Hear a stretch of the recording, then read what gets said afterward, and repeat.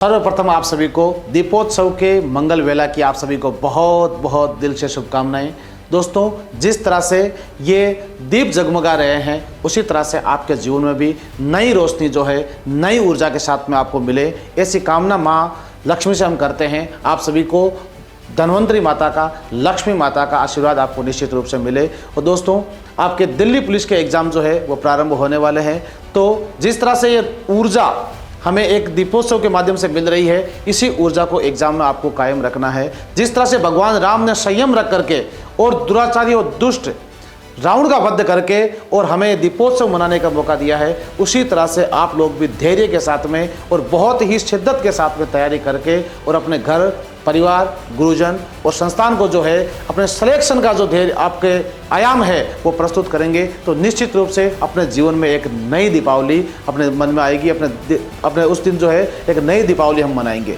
तो दोस्तों, दिल्ली पुलिस के एग्ज़ाम आपके प्रारंभ होने वाले हैं। 14 तारीख से आपके दिल्ली पुलिस के एग्ज़ाम प्रारंभ हो रहे हैं। सबसे पहले कुछ इंपॉर्टेंट फैक्ट मैं आपको बताने वाला हूं कि इस एग्ज़ाम से पूर्व आपको क्या करना चाहिए और एग्ज़ाम से पूर्व क्या नहीं करना चाहिए। ध्यान रखो आप लोग, आपके एग्ज़ाम 14 तारीख से प्रारंभ हो रहे हैं। 14 नवंबर से लेकर के 3 दिसंबर तक आपके एग्ज़ाम चलेंगे।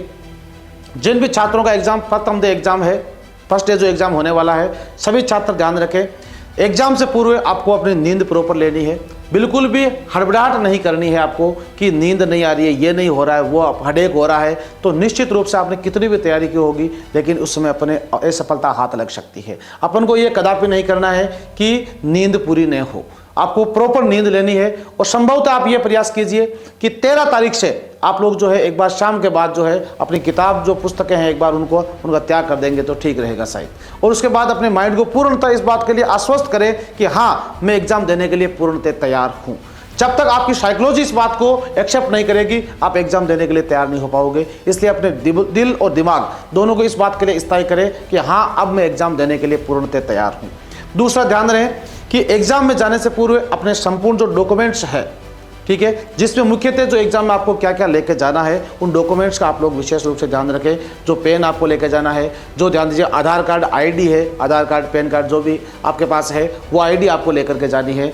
और दूसरा, ध्यान रहे, जब सीबीटी लैब में आप प्रवेश करते हैं उस दरमियान जब आप कंप्यूटर को ओपन कर रहे होते हैं तो उसमें पूर्णतः इस बात के लिए आश्वस्त हो जाए कि मेरा कंप्यूटर सही चल रहा है या नहीं चल रहा है। अगर एग्जाम प्रारंभ हुआ, आपका कंप्यूटर सही ढंग से नहीं चल रहा है, कई शिकायतें हमें छात्रों की मिली है, तो इस दरमियान आपको तुरंत उसी समय जो है आपके एग्जाम हॉल में जो भी एग्जामिनर है उस बात को तुरंत, उस बात की इतला जो है उसको करें और अपना कंप्यूटर जो है तुरंत प्रभाव से आप चेंज करवाएं, अन्यथा गड़बड़ हो सकती है। तो ये आप ध्यान रखें।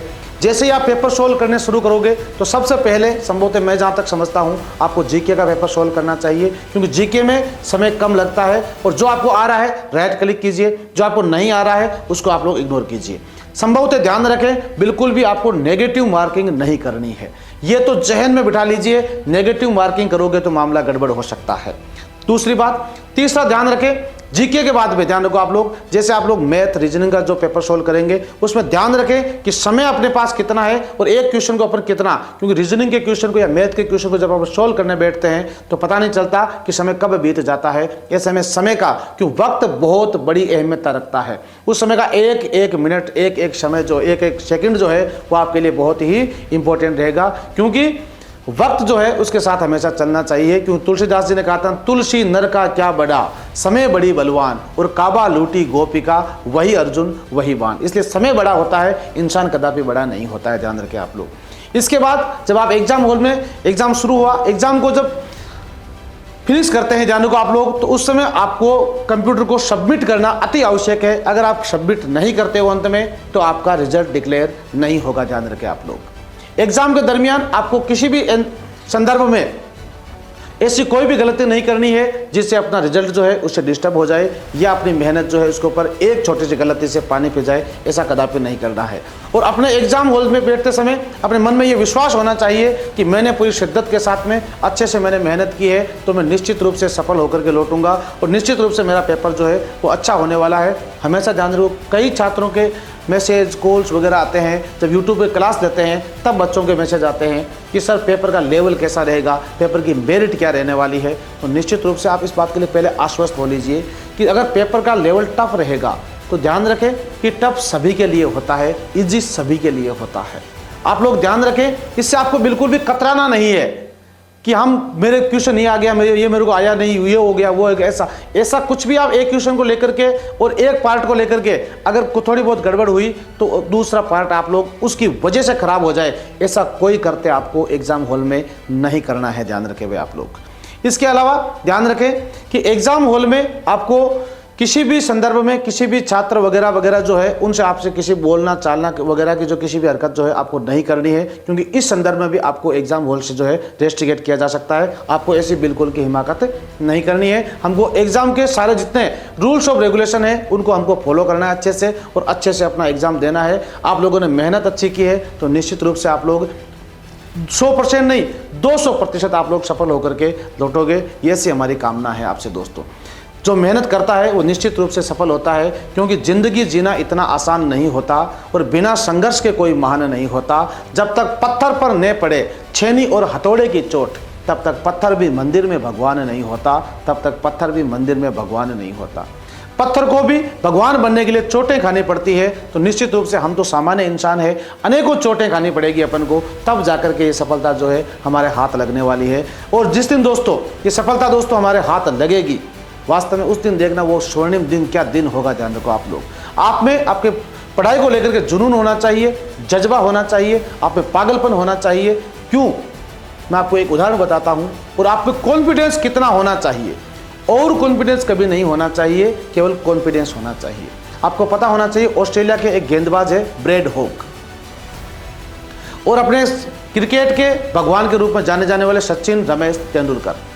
ब्रैड हॉग सचिन तेंदुलकर को जब आउट करते हैं और आउट करने के बाद अत्यधिक खुशी मनाते हैं, और अत्यधिक खुशी मनाने के बाद जब मैच समाप्त हो गया, समाप्त होने के बाद में वो सचिन के पास जाते हैं। सचिन के पास जाकर के उन्होंने कहा कि मुझे ऑटोग्राफ दीजिए आप, और इस ऑटोग्राफ में एक ऐसी बात लिखी है जिससे कुछ यूनिक बात हो, वो अलग बात हो। तब ध्यान रखना, सचिन ने उसको ऑटोग्राफ देते हुए लिखा कि जो खुशी का पल तुम्हारे जीवन में आज आया है, यह पल तुम्हारे जीवन में दोबारा कभी नहीं आएगा। और दोस्तों ये सचिन का और कॉन्फिडेंस नहीं, ये सचिन का कॉन्फिडेंस था दोस्तों। और ध्यान रहे, इसके बाद जितनी भी बार ब्रैड हॉग और सचिन तेंदुलकर का आमना सामना हुआ, ब्रैड हॉग को सचिन को आउट करने का सौभाग्य उसके बाद कभी भी प्राप्त नहीं हुआ था। तो ऐसा कॉन्फिडेंस आप में होना चाहिए, तब जाकर के हम एग्जाम को जो है और बढ़िया से और अच्छे से क्रैक कर सकते हैं। और मैं पुनः कहूंगा आपको एग्जाम में बिल्कुल भी और कॉन्फिडेंस नहीं दिखाना है। अगर कोई प्रश्न आपको बहुत इजी लग रहा है, मैं तो ये कहूंगा, अगर आपसे प्रश्न में एग्जाम में प्रश्न पूछा गया है भारत की राजधानी है और उसमें ऑप्शन आपको दिल्ली दिखाई दे रहा है, तो उस प्रश्न को आप 2 बार पढ़िए। कहीं ना कहीं उस प्रश्न में हाँ ना किंतु परंतु आपको छुपा हुआ मिलेगा। हो सकता है कि भारत की राजधानी 1912 से पूर्व क्या थी और हम दिल्ली कर देते हैं, लेकिन वो गलत हो जाता है। तो ऐसे में आपको इस बात का विशेष रूप से ध्यान रखना है कि जो प्रश्न आते हैं आपको लगता है अरे ये तो बहुत इजी आ गया, उस प्रश्न को बहुत अच्छे से आपको पढ़ना है। एग्जाम में बहुत सारे सवाल जो है आपके मिलान कीजिए, वो सवाल आपको देखने को मिलेंगे। और संविधान के जो सवाल आने वाले हैं उसमें संविधान की लैंग्वेज को आपको बहुत अच्छे से समझना है। संविधान की लैंग्वेज को अगर आप लोग समझ पाए तो आप सवाल गलत नहीं करोगे। ध्यान रखो, आप स्टैटिक जीके हमने जो पढ़ा है अपनी YouTube क्लास के माध्यम से भी पढ़ा है। ध्यान रखो, संपूर्ण क्वेश्चन PYQ वगैरह जो है हमने किए हैं, और निश्चित रूप से आप लोग इस बात का विश्वास रखें और इस बात के लिए आश्वस्त हो जाए कि हम जो है इस बार स्टैटिक जीके और हमारी जो टीम के साथ में आपने मैथ का जो सेशन पढ़ा है, रीजनिंग का जो सेशन पढ़ा है, कंप्यूटर की मैराथन आपके लिए लगाई गई थी, साइंस की मैराथन आपके लिए लगाई गई थी, संपूर्ण जो जितना भी आपका सिलेबस है उसको और अधिक कैसे कंप्लीट किया जा सकता है, PYQ आपके लिए लगाए गए थे, MCQ बैच आपके लिए लगाया गया, तो और लाइव फ्रॉम स्टूडियो बैच आपके लिए था। तो आप सभी इस बात के लिए आश्वस्त रहे कि निश्चित रूप से इस बार आप लोग सफल होकर के लौटोगे। तो दोस्तों जीत करके आना है, और मैं उस समय का इंतजार कर रहा हूं जब आप जीत करके हमारे पास आएंगे और हम आपका बड़े ही उदार भाव से ध्यान दीजिएगा, आपका स्वागत करेंगे। तो दोस्तों वो घड़ी वो पल जो है हमारे जीवन में अवश्य आएगा। विद्या की देवी मां शारदेय से यही प्रार्थना करते हैं कि आप लोग निश्चित रूप से सफल होकर लौटें। और दोस्तों इस दीपावली उत्कर्ष आपके लिए लेकर आ रहा है दीपावली महा धमाका ऑफर, जिसके साथ दोस्तों इसमें एक विशेषता है, इस बार 90% तक का हर ऑनलाइन कोर्स पर आपको डिस्काउंट मिल रहा है। और इस कोर्स में सबसे बड़ी चीज है कि इसकी वैलिडिटी आपको 6 माह तक एक्स्ट्रा दी जा रही है। तो आज ही अपने मोबाइल में प्ले स्टोर में जाकर के उत्कर्ष ऐप को डाउनलोड कीजिए और अपने गोल सेलेक्ट कीजिए और कौन सा कोर्स आपको खरीदना है 90% डिस्काउंट के साथ में 10 से 15 नवंबर तक ये ऑफर वैलिड रहेगा। तो जुड़िए आप टीम उत्कर्ष के साथ में, दीजिए अपने सपनों को नई उड़ान। सभी को जय हिंद। और दोस्तों ध्यान रहे, पुणे दिल्ली पुलिस के लिए आपको बेस्ट ऑफ लक, तुशी जीत के आऊँगा।